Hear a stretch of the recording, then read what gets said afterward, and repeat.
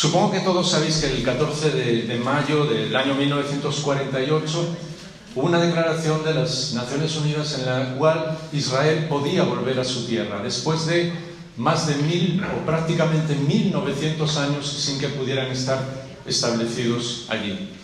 Era un poco el último momento, el último paso para que muchas de las profecías de la Biblia se cumplieran.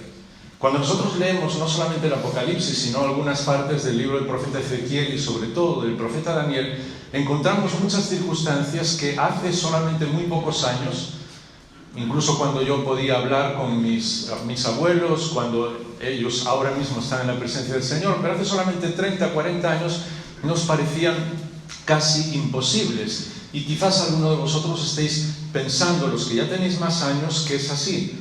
El mundo se está desarrollando a una velocidad muy rápida. Así que en el momento en que en la Biblia, sobre todo el Señor Jesús, habla de que cuando el Hijo del Hombre vuelva, cuando Él vuelva en su segunda venida, todo ojo le verá, nos parecía incluso extraño. Hoy, con los medios de comunicación que tenemos, las redes sociales y el hecho de estar viendo las noticias en directo, muchas veces cuando suceden, certifican que lo que el Señor Jesús había dicho es realmente verdad, como todo lo que Él dijo, que no solamente va a volver, sino que todas las personas van a ver ese evento, van a ver que Él vuelve. Algunas de esas circunstancias que nos narran el libro del Apocalipsis, solo por reseñarlas de una manera muy rápida, como os digo, cosas que nos parecían imposibles hace algunos años, hoy no solamente son posibles, sino que son una realidad. El hecho, por ejemplo, de que haya códigos, no solamente los famosos códigos de barra en los productos, sino incluso en los chips que muchas personas pueden colocar en su propio cuerpo por cuestiones de seguridad, para poder estar controlados en todo momento. Y la Biblia nos habla de que un día va a haber una señal, el dictador del futuro va a colocar esa señal en el cuerpo de todas las personas. La Biblia nos habla también de un momento en que habrá una moneda única. Hoy realmente no solamente en Europa, sino hay solamente 4, 5, 6, como mucho 6 monedas que son las que, por así decir, son la base de toda la economía mundial, y todo el mundo está hablando en cuanto a ir a una sola moneda, porque eso arreglaría muchísimas situaciones económicas. Se está hablando incluso de la posibilidad de que un día se pueda acabar con el hambre en todo el mundo, como aparece también en una de esas escenas en las que el anticristo va a aparecer como alguien salvador, entre comillas, de esta humanidad, arreglando la situación económica. Por otra parte, cuando nos habla el libro del Apocalipsis de personas que no pueden esconderse porque son controladas en todo momento, cada uno de nosotros hoy, no solamente ya en nuestro coche, con los sistemas de navegación, sino incluso en nuestro teléfono, prácticamente todo el mundo sabe dónde vamos a estar. Es decir, en algún momento la libertad desaparecerá por completo, porque nadie podrá esconderse de ninguna manera. Por otra parte, cuando el Señor habla de la maldad del ser humano, no hace falta que os explique mucho de lo que está aconteciendo en los últimos años, y situaciones que nosotros ni imaginábamos están apareciendo ahora, porque el corazón del ser humano sigue vacío. Todo esto nos está diciendo de que falta muy poco tiempo para que el Señor Jesús vuelva. La verdad es que en una iglesia, sobre todo en el primer mundo, que habla sobre muchas cosas que son bíblicas, son ciertas y que tienen que ser así, de las que tenemos que hablar, que proclama muchas situaciones, es curioso que uno de los eventos más importantes, quizás el más importante de la historia que va a suceder en el futuro, a veces le dediquemos tan poco tiempo, que nos demos cuenta de que Él va a volver. Era parte del plan de Dios. El Señor Jesús iba a la cruz, fue a la cruz por cada uno de nosotros, muriendo por nuestros pecados. Él venció a la muerte, no solamente a la muerte, sino al temor a la muerte cuando resucitó. Es decir, nosotros ya no tenemos que tener miedo a la muerte, porque seguimos al vencedor, al que resucitó, al resucitado, al Señor Jesús, y ese evento marca la historia de la humanidad. Pero lo que estamos esperando es que Él vuelva, y falta muy poco tiempo. ¿Cuáles son las consecuencias para una iglesia viva, como estamos hablando durante estos días? Así que esas consecuencias las vamos a ver de una manera muy rápida, pero vamos a verlas de manera que todos nosotros podamos recordarlo. Mateo capítulo 24, el Evangelio según Mateo, el capítulo 24 y el versículo 14, como sabéis, este capítulo es el que el Señor Jesús responde a sus discípulos en cuanto a cuándo sucederían algunas de las cosas que Él había profetizado y sobre todo qué señales habría de su segunda venida. 24:14, el Señor dice: el Evangelio del Reino se predicará en todo el mundo como testimonio a todas las naciones y entonces vendrá el fin. Así que vivimos todos los que formamos parte de la Iglesia del Señor, todos los que hemos recibido al Señor Jesús en nuestro corazón para adorar al Señor, para brillar en este mundo, para transformar el mundo, pero también para proclamar que el Señor vuelve, para evangelizar, para que el Evangelio del Reino sea proclamado en todas las naciones. Y muchas veces no evangelizamos o no hablamos a las personas de lo que el Señor puede hacer en sus vidas, sencillamente porque no estamos esperando que Él vuelva, ¿no? Nos damos cuenta de que, de acuerdo a todas las profecías que están escritas, y recordad que hay más profecías en toda la Biblia de la segunda venida del Señor que de la primera venida del Señor, pues de acuerdo a todas esas profecías, Él va a volver mucho más pronto de lo que nosotros imaginamos. Pensad qué pasaría si fuera esta semana. Yo sé que hemos hecho esta pregunta muchas veces, o que fuera este mes, o que no viéramos el año 2020. ¿Qué cambiaría en nuestra vida? ¿Qué haríamos? ¿Qué le diríamos a las demás personas? Por eso que este Evangelio del Reino será predicado en todas las naciones y entonces vendrá el fin. Tenemos que hablar a todas las personas, uno por uno. Pero también la Biblia nos enseña que la segunda venida del Señor nos tiene que llamar a pasar tiempo con el Señor, tiempo orando, no solamente por nosotros, sino también por todos los demás. En el Evangelio según Lucas, el capítulo 21, y desde el versículo 34, Lucas 21:34 dice: estad alerta, no sea que vuestro corazón se cargue con disipación, con embriaguez y con preocupaciones de la vida, y aquel día, el día del Señor, venga súbitamente sobre vosotros como un lazo, porque vendrá sobre todos los que habitan sobre la faz de la tierra. Velad en todo tiempo, dice el versículo 36, orando para que tengáis fuerzas para escapar de todas estas cosas cuando venga el Hijo del Hombre. Está hablando de que esperar la segunda venida del Señor en una iglesia viva es orar y pasar tiempo con el Señor Jesús. Es curioso porque la primera iglesia oraba por todas las cosas. No tenía los planes que tenemos nosotros, no tenía incluso los ministerios que nosotros tenemos, no tenía las capacidades que nosotros tenemos, no tenía el dinero que la iglesia de hoy tiene, no tenía absolutamente nada, ni el plan de actividades que nosotros tenemos, pero tenía algo mucho más importante: oraban por todo. Y no movían ni una sola mano, por decirlo de alguna manera, sin que el Señor los guiara. Oraban siempre, estaban siempre preguntándole al Señor qué debía hacer, qué debían hacer. Y el mismo Pablo y los demás en muchas ocasiones iban a predicar en algún lugar y el Espíritu de Dios les dirigía a otro lugar. Y yo creo que ese es uno de los problemas que tiene la iglesia de hoy, que no sabemos depender del Señor.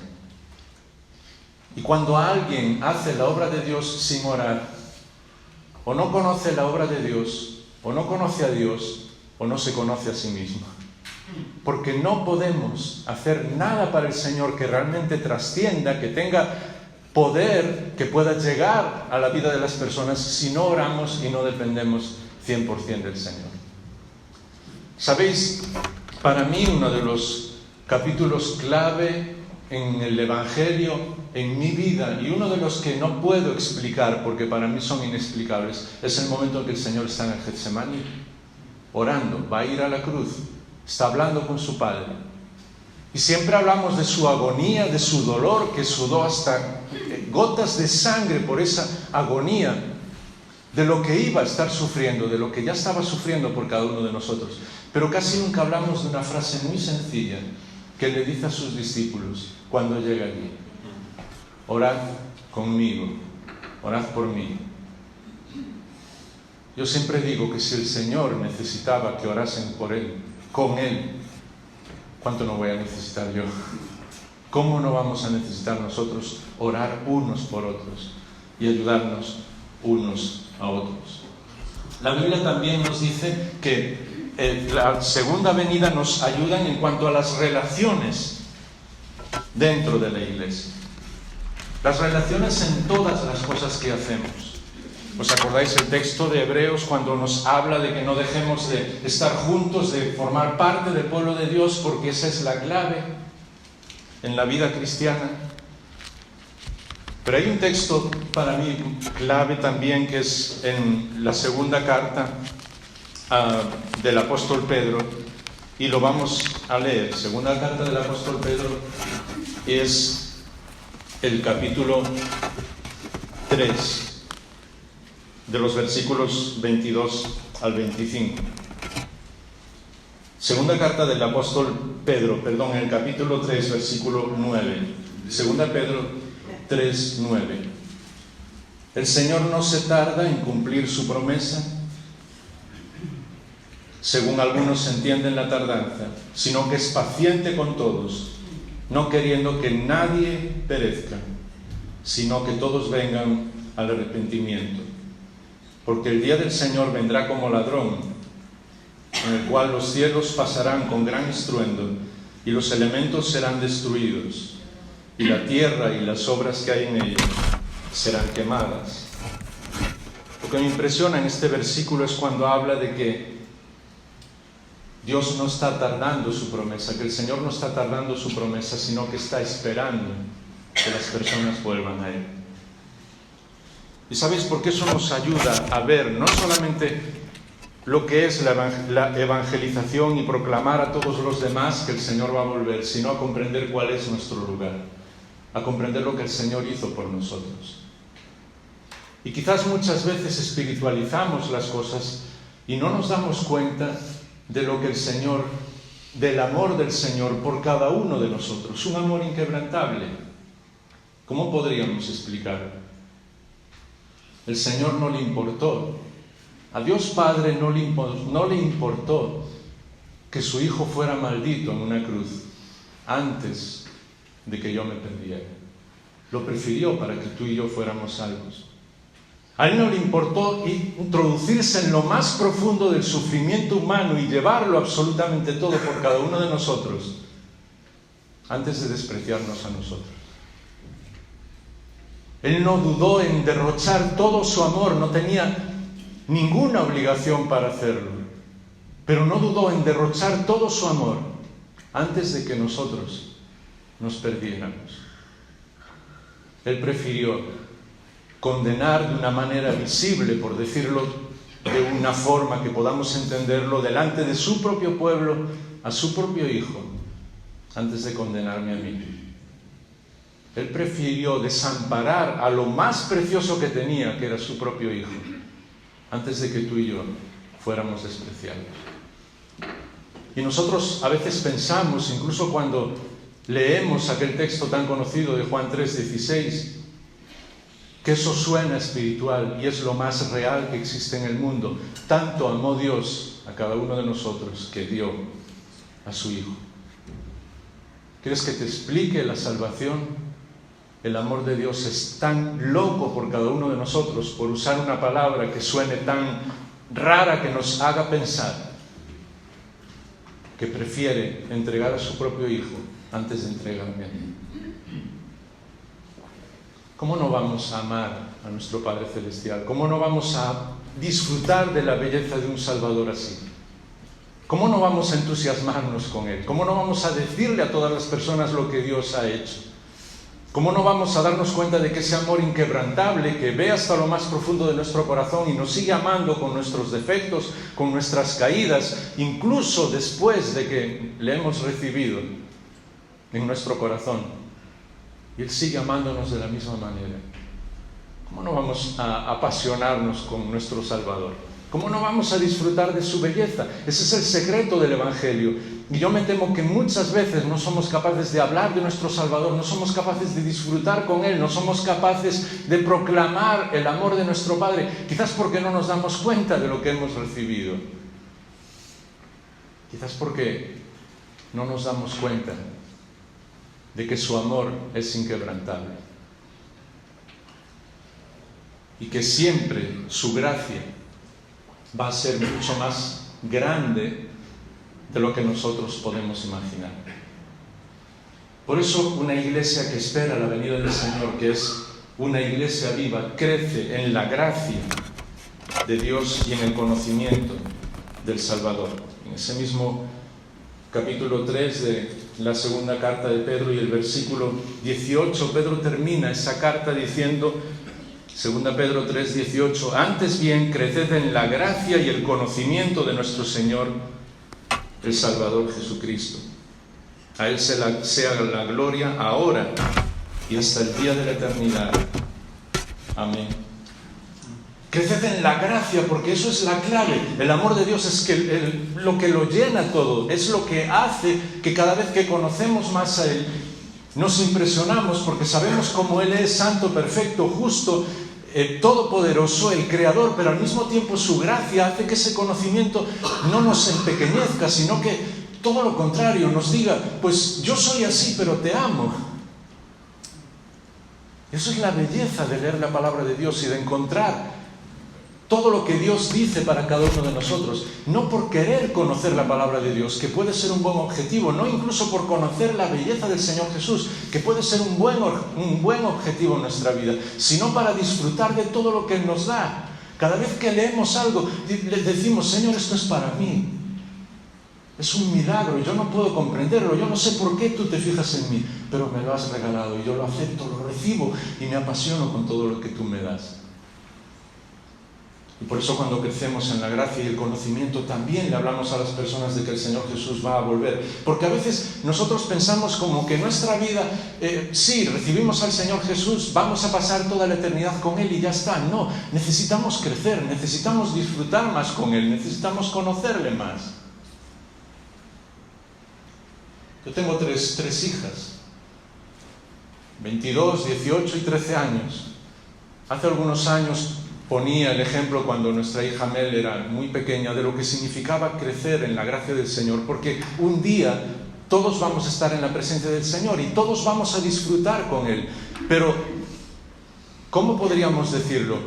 El comprender lo que son las maravillas de Dios, el conocer su carácter, el disfrutar de lo que Él va a darnos, va a depender de lo que hemos crecido. Cuando mi hija tenía 2 años, venía, nos abrazaba, reía, estaba con nosotros, armaba cualquier escándalo con cualquier cosa que tenía en sus brazos y disfrutaba con nosotros. Pero hay muchas cosas que yo no podía hablar con ella, porque sencillamente tenía 2 años. Y tampoco podías decirle, no, esta niña no está disfrutando. Claro que está disfrutando todo lo que puede y más. Y la mediana ya tenía 8 años y estaba jugando con algunas cosas y jugando en muchas situaciones diferentes y dibujando y construyendo casas y un montón de cosas que le encantan. Y disfrutaba con nosotros, con sus padres. Y no le digas cuando la otra de 2 estaba mirando a la de 7, que no entendía lo que hacía la otra. Pero estaban disfrutando las dos, pero cada una a su nivel. Y cuando ya la mayor llegó a los 18 años y ahora yo puedo hablarle de muchas cosas que no podía hablarle hace unos años, porque ha crecido. En cierto modo ha crecido en la gracia que Dios le regaló y en el conocimiento de muchas cosas de sus padres, del Señor. Así que las 3 disfrutan de todas las cosas que Dios nos regala, que Dios les regaló a las 3, pero cada una en su nivel diferente. Y a veces nosotros pensamos que no importa eso de buscar más al Señor todos los días, de crecer en la gracia, de disfrutar de su belleza, de pasar tiempo con Él, para poder comprender más cómo es nuestro Padre Celestial, cómo la belleza del Señor Jesús, cómo nos llena, cómo el Espíritu Santo pues está dentro de nosotros moldeando nuestra vida. Pero cuanto más crezcamos, un día cuando estemos en su presencia vamos a comprender muchas más cosas. Y no se trata de que alguien se sienta mal allí, porque solamente sea un niño, no, se va a sentir feliz. ¿Entendéis? Pero van a disfrutar, vamos a disfrutar de nuestro Padre Celestial de una manera diferente. Por eso necesitamos crecer en la gracia y el conocimiento del Señor. Y esperamos la venida del Señor, ya los dos últimos puntos, porque eso quita el miedo al futuro. Es curioso porque la resurrección del Señor Jesús marca la historia, y cuando el escritor a los Hebreos nos habla de que Él vence la muerte, nos dice además una frase que es impresionante. No solamente vence a la muerte, vence el miedo a la muerte, porque muchas veces lo que nos derrota, lo que nos hace sentir mal, no es tanto la muerte misma, sino el miedo a morir. Y por eso Pablo, cuando escribe a los Filipenses el capítulo 3 y el versículo 20, dice: nuestra ciudadanía, Filipenses 3:20, está en los cielos, de donde también, fijaos esta frase, porque hoy vivimos en un mundo que hay muchas personas enfermas de ansiedad, y yo siempre pensé que la ansiedad en sí era mala, pero hay un cierto tipo de ansiedad que es buena, porque dice la palabra de Dios, donde también ansiosamente esperamos a un Salvador, el Señor Jesús. Así que esa sensación de que queremos que llegue ya, que queremos que esté ya, más al ver cómo está este mundo, al ver cómo hay muchas situaciones que se están descontrolando, como tantas personas sufren injustamente, pues realmente esperamos ansiosamente que el Señor vuelva. ¿Sabes por qué? Porque no somos de aquí. Porque no nos preocupan las cosas. La primera señal de un hijo, una hija de Dios, el Señor Jesús lo dijo en el Sermón del Monte, ¿sabes cuál es? Es una persona absolutamente despreocupada. Dice: no os preocupéis por nada, mi Padre Celestial cuida de todas las cosas. Cuida las aves, las plantas, la naturaleza, cuida todo. ¿Cómo nos va a cuidar a vosotros, que sois sus hijos? Así que demostramos que amamos al Señor cuando vivimos de una manera absolutamente despreocupada. Decimos: mi Padre cuida de todas las cosas, no me preocupa nada. Cuando sabemos que ocurra lo que ocurra en el futuro, nuestra ciudadanía está en los cielos. También la Biblia nos dice que sabemos que el Señor va a volver, y una consecuencia es que no juzgamos a los demás. Y esto sí que nos llama la atención, y podemos pensar: uy, hemos hablado de tantas cosas, estamos en un nivel tan alto en cuanto a la vida cristiana, y de repente, ¿qué tiene que ver esto con la venida del Señor? Pues sí, porque la Biblia nos enseña, el mismo apóstol Pablo, escribiendo a los Corintios, en una situación difícil en la iglesia, tiene que decirles algo muy directamente. Dice en el capítulo 6 y el versículo 2: ¿no sabéis que los santos han de juzgar el mundo un día? ¿A que nunca habías pensado que tu próxima profesión va a ser juez? Porque la Biblia dice que cuando el Señor Jesús vuelva con toda su iglesia, Él va a juzgar todo lo que la humanidad ha hecho. Y nosotros no estamos sometidos a juicio, porque Él nos liberó de eso. Desde que recibimos al Señor Jesús en nuestra vida, pasamos a formar parte de su propia familia.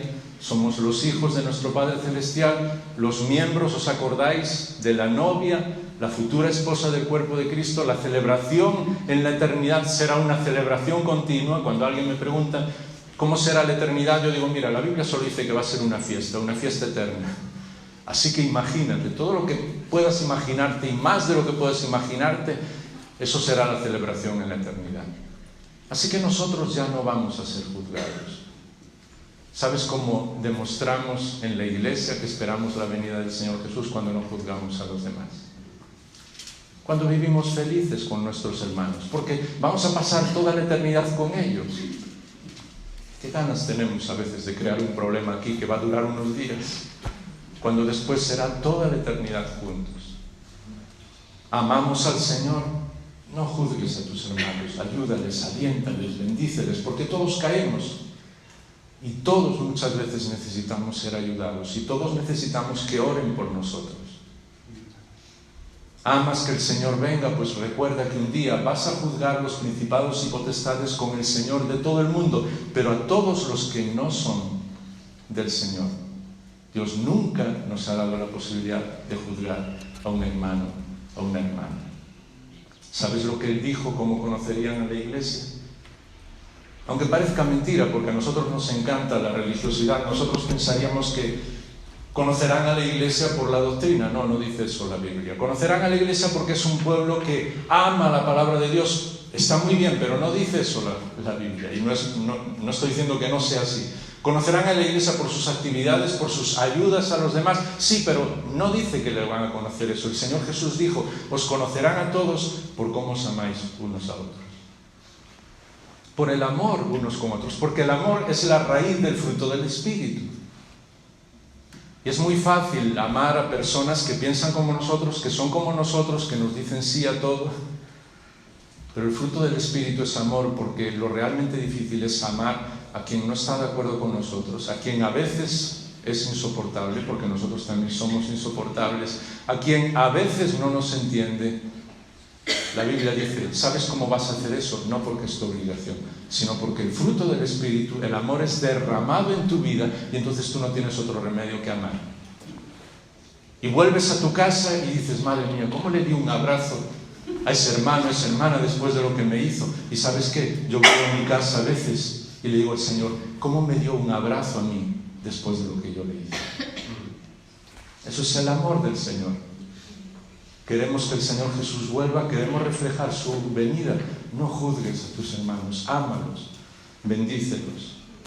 Y por último, lo más bonito de todo para mí personalmente, porque es esa imagen de la que hemos hablado desde el primer día, y eso es realmente la sensación de vivir en una iglesia viva.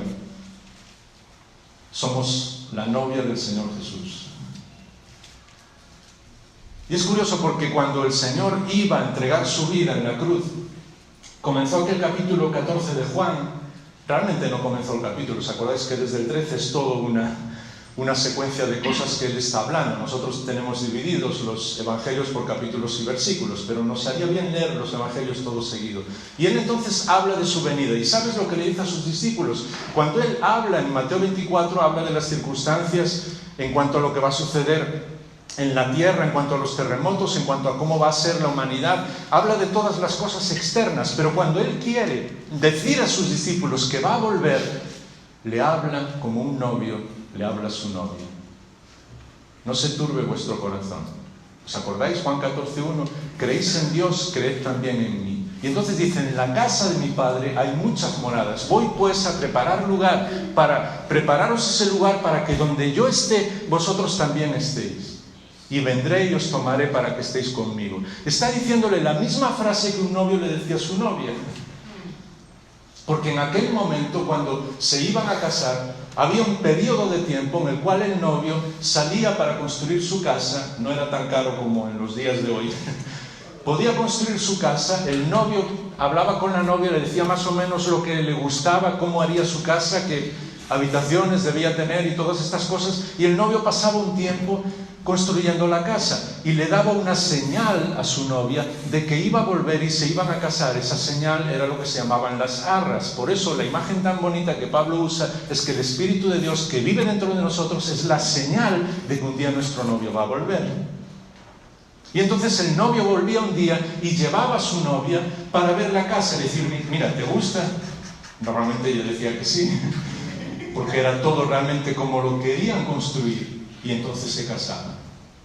Y lo que el Señor Jesús está diciendo: eso es lo que quiero hacer yo con vosotros. Voy a la casa de mi Padre, os voy a preparar un lugar impresionante, y entonces un día vendré a por vosotros. La Biblia dice que cuando Él venga, en el cielo se celebrará la ceremonia de las bodas del Cordero. Es decir, pasaremos a ser la esposa del Señor Jesús, y después toda la eternidad Él nos va a llevar a los cielos nuevos y la tierra nueva. Todo lo que Él preparó para nosotros.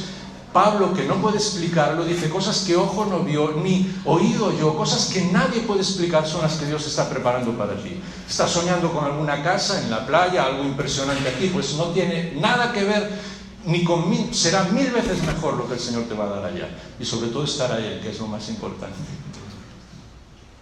Y entonces cuando Él nos muestre todas esas cosas, ya como esposa de Cristo, nos va a decir: ahora sabes lo que va a ser la eternidad, la celebración de las bodas mías del Cordero.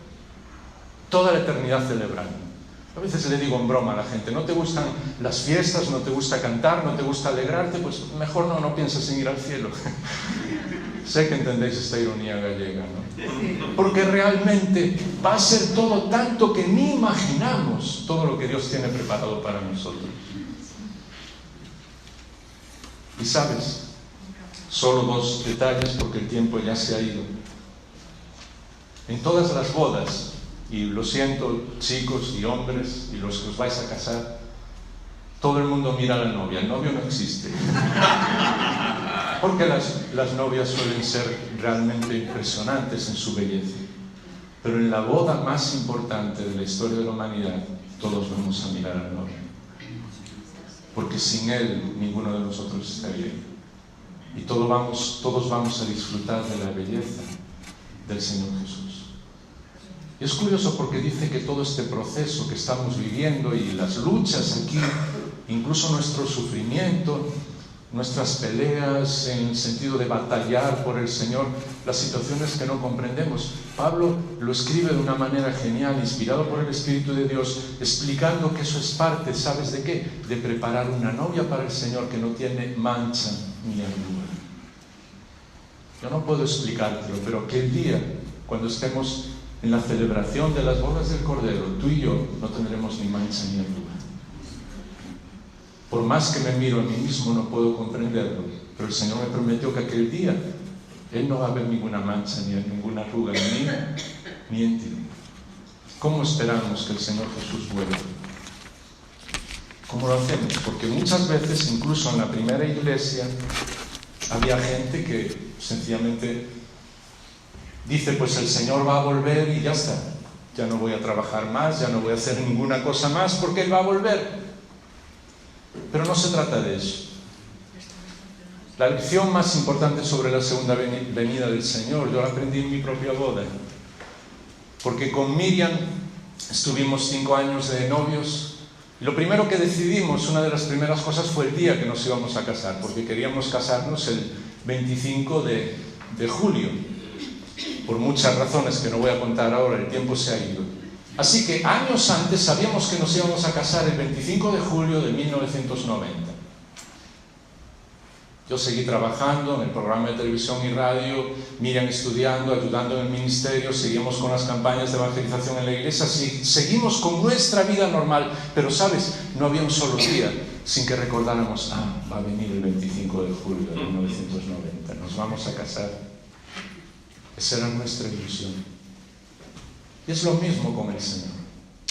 Sigue haciendo lo que estás haciendo. Trabaja en el trabajo que el Señor te ha dado. Estudia lo que el Señor te ha dado. Sigue bendiciendo a tu familia y a todos los que te rodean, involucrándote en el trabajo en la iglesia para la honra y la gloria del Señor Jesús. Pero que no pase un solo día sin que digas: un día mi novio va a venir a por mí. Un día nos vamos a casar. El día de la boda llega. Y sabes, no cambiaba nada en el sentido en nuestra vida de que cambiáramos ninguna cosa, pero lo cambiaba todo porque nuestro corazón estaba puesto en el día de la boda. Y el corazón de una iglesia viva sigue, como somos ciudadanos del cielo, intentamos que esta tierra sea lo mejor posible.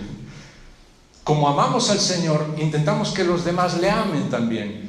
Adoramos y hacemos todo lo posible por los que no conocen al Señor y les ayudamos económicamente y con todo lo que podamos, porque queremos que las personas conozcan el amor de nuestro Padre Celestial. Lo seguimos haciendo así. Pero no pasa un solo día. Así que pensemos: un día el novio viene, un día será la celebración de las bodas y un día comenzará la eternidad con una celebración que no va a terminar nunca. La pregunta es, y yo espero que todos los que estáis aquí estéis allí también. No se trata de mí ni se trata de ti. Yo no tengo ningún derecho a estar en esa boda. Pero a mí me encanta que incluso el Señor, para que explicara a su pueblo lo que significaba estar presente en esa boda, hubo mucha gente que le despreció. Y eso me asombra, porque dice que los que iban a invitar a la boda, incluso hubo gente que los mataron. Y tú dices, ¿cómo puedes matar a alguien que viene a invitarte para una boda? El ser humano es así. Pero ¿sabes lo que hizo el que tenía planeada esa boda? El Padre Celestial: id por los caminos, buscad a todos, mi casa se va a llenar. Y hoy Dios Padre está invitándoos a todos para estar en la boda de su Hijo. ¿Vas a estar allí? ¿Has entregado tu vida en las manos del Señor Jesús? Solo un minuto para orar a solas, cada uno de nosotros, inclinar nuestra cabeza y tomar la decisión de seguir al Señor Jesús desde este momento.